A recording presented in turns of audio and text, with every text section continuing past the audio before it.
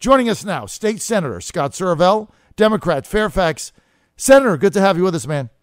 Hey, John, great to be on again. All right, tomorrow, boys are back in town. Dave Marston's office. We expect an encore performance from you, Senator. I had no idea. I'll try and stop by. I had no idea you're doing that tomorrow. Well, it's a surprise. So you're the first to know, other than Dave, obviously, because we're in his office. So be sure and stop by, right? We're going to get Chap Peterson there, the whole gang. Now, this budget thing, I mean, I've never seen this, right? You've got hundreds of $1 million in the House budget apart from the Senate budget. And how are you going to get this reconciled? Walk us through how this works. Well, we had this before, John. We had it back before Phil Puckett decided to take a job and leave our caucus, and the budget went till May. But it's kind of a similar situation. So the House budget assumes Medicaid expansion like Governor McCall's proposed budget. And then because of that, because by taking the federal money, the federal government will start paying for about $200 to $250 million of services that the current Virginia taxpayers are paying for.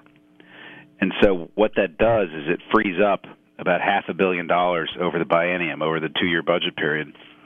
And because of that, the House and Senate budgets start off with revenue numbers that are $500 million apart, which then makes it, I think, virtually impossible to reconcile the spending side, because you can't even begin to negotiate the spending side until you agree on how much money you're actually dealing with. And that's why I don't understand how they're going to be able to negotiate until this Medicaid issue is resolved.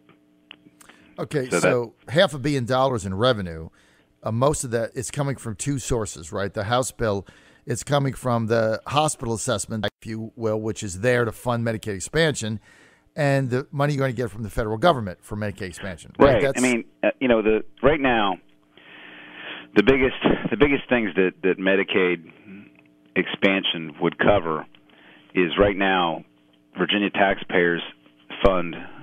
There's about 14 different things that Medicaid covers that the federal government would now pick up 100% of the cost of for the first few years, and then it would go down to 90% of the cost. The biggest ones are free clinics and free health care, charity health care that's offered through our teaching hospitals like UVA, MCV down here in Richmond, and I think there's another one out in Roanoke. That's number one. Number two is prison health care. Right now, Virginia taxpayers pay for all health care for our prisoners, but if you switch over to Medicaid expansion, the federal government picks up 90% of the cost of that. And then there's a bunch of other smaller programs. But overall, between those cost savings, because the federal government's now paying 100% of that, and the tax that you mentioned, that saves us about $500 million over 2 years. Every year it saves about $200, $250 million that we can then take and reprogram. And that's where it's coming from.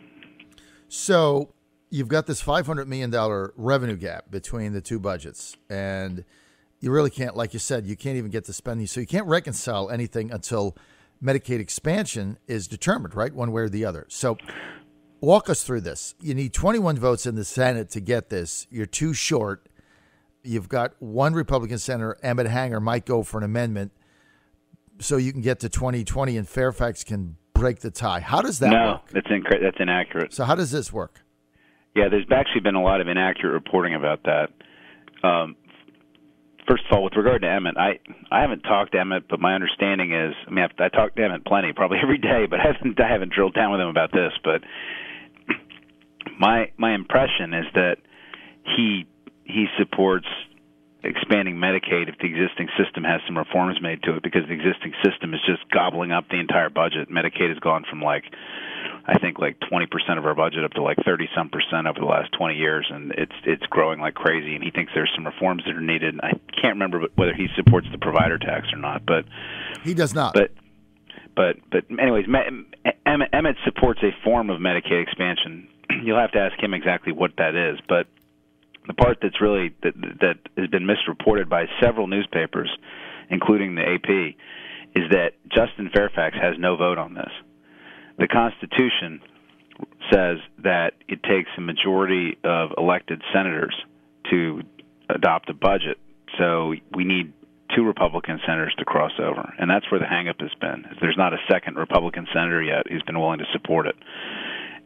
So the Republicans have had many long caucus meetings where they've been talking about this internally, and I don't know what goes on in there, but they've probably spent what I would say is maybe 4, 5, 6 hours in the rooms locked up together talking about this stuff beyond what they normally do when we're just going through bills and things. And they're clearly having a lot of internal discussions and consternation about it, given what the House caucus has done. So, but procedurally, that's what has to happen. I mean, right now where the bill is, the House has passed its budget amendments, the Senate has passed its budget amendments. We're going to probably reject each other's amendments in the next 1 or 2 days. Then conferees will be appointed to negotiate the budget, and the 2 bills will be put into a conference committee. And at that point, they'll have to negotiate.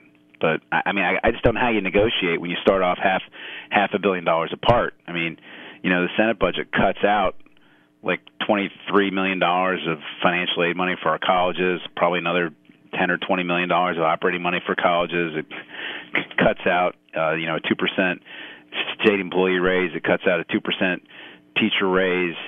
I mean, there's some massive things that get cut, and I don't. If you have a $500 million revenue cap, it's not really. You can't really negotiate some middle ground on that. It's either yes or no, right? So I don't even know how you have that negotiation until you figure out the revenue. So the question becomes, if there's an impasse, so like there's not 21 senators that are going to vote for Medicaid expansion. Right now there's 19. Even if you get Emmett Hanger, a Republican from Augusta County, thank you. Even if you get Hanger, it's 2020, it's still an impasse, and you're saying Justin Fairfax can't weigh in even on an amendment, right? If it's revenue related, if it's budget related. He can't vote on the budget. So he can vote on individual. I can't remember whether he can vote on individual budget amendments or not, but he can't vote on the budget. He can't break a tie on final passage for the budget. But so the Medicaid expansion has to go with final passes of the budget, of which Fairfax can't break a tie on, even if he voted for an amendment that included something, all right? So the final budget, let's say Hanger goes with the Medicaid expansion group and it's 2020, well, that isn't enough, right? So it dies. So then what? You have no budget, and then what happens? Right. Then we have no budget, and then what we're happens? all staring at each other until June 30. Until June 30th. Yeah, we have spending authority until June 30. What happens? I don't know if you remember, but I mean, when the Puckett situation happened, I think that the dam broke on that. I want to say like May 14 or 15, something like that. Mm-hmm. We also went into overtime another time when I was here. I forget when it was. I think it might have been 2011 or 12. We didn't get the budget done in time, and we had to actually go into a special session and propose an all-new budget and start the process all over again. My guess is that's where this is going to go, because I just don't. My suspicion is that we'll end up in a special session and have a whole new budget negotiation process sometime starting after the session ends sine die on March 10, because I don't know how, as a body, as the Senate. First of all, I think Medicaid expansion is going to happen sooner or later this year.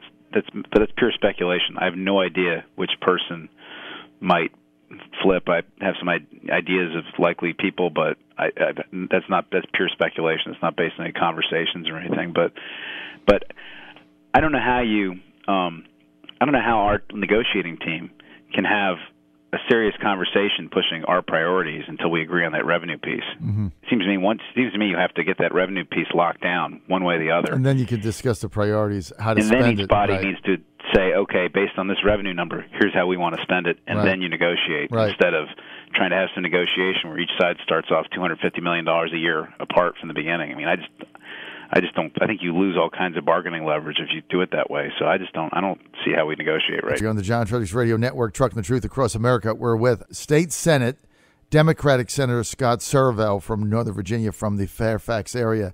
So, Senator Surovell, you're right. I mean, until there's an agreement on the revenue number, there's really nowhere to go with this. But I agree with you that I think it's ultimately got to pass, because you have to look at the House and you have to say, okay, Speaker of the House Kirk Cox, Terry Kilgore, and another I don't know what, another 20. It's about 20, a little over 20 delegates voted in favor of expansion. So just think about this. 20 Republican House delegates, right? And all of them conservatives, including Cox and Terry Kilgore, right? They're all pretty hardline conservatives. They put themselves out there and they vote for Medicaid expansion because they believe at the end of the day it's the right thing to do, and it's the right thing to do politically based on polling numbers that show that 83% of Virginians support Medicaid expansion, right? I mean, these people are not dumb. So they put themselves out there.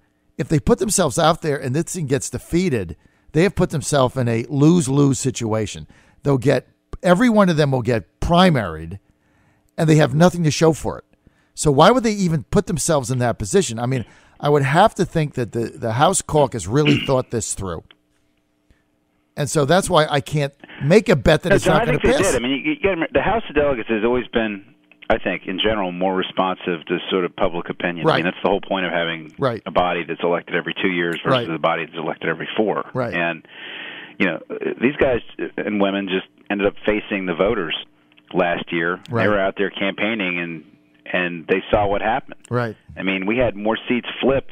More incumbents went down last year than has gone down since, like, the Mahoney days in the 1890s. Right. Okay? And there's a message there. And obviously, the Senate hasn't been on the ballot since 2015, and I'm not sure that our members are sort of as responsive to those kinds of sways in public opinion. But when you have that many Republican delegates that vote this way, I think it creates pressure on senators who share the same areas with them to line up. And so, I don't know how you go back home and you have a town hall meeting where you got 2 delegates standing next to you and you say, well, I'm against, but these 2 guys in the same party are for. It creates, a disconnect and some pressure. It's a real schism. Somebody was telling me yesterday in Chesapeake that somebody running for council had John Fredericks or somebody, one of the council members, has been there forever, and he's running for re-election.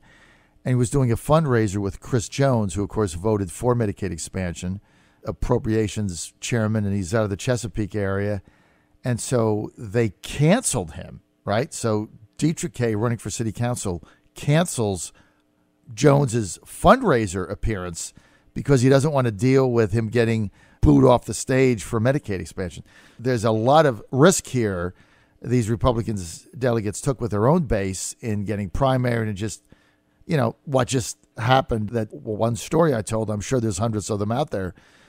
But it's inconceivable to me that they would have done this had they not at least talked to enough senators and they thought a couple of them can flip. But I agree with you 100%. It will be very difficult to have a town hall meeting in Terry Kilgore's area where 3 of those House members come and they voted for Medicaid expansion and the state senator comes who did not, Ben Chafin or whatever.